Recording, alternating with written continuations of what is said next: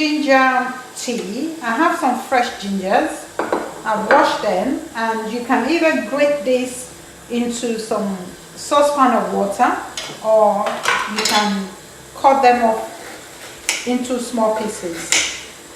If you also don't have the time for the cooking, you can just boil your water and add a teaspoon of the peeled ginger to make your ginger tea.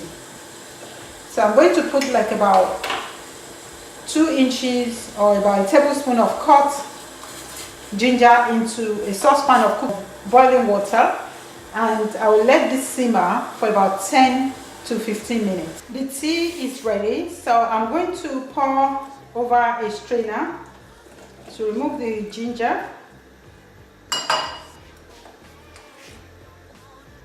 You can serve as it is, or you can cool it down and drink later as iced tea.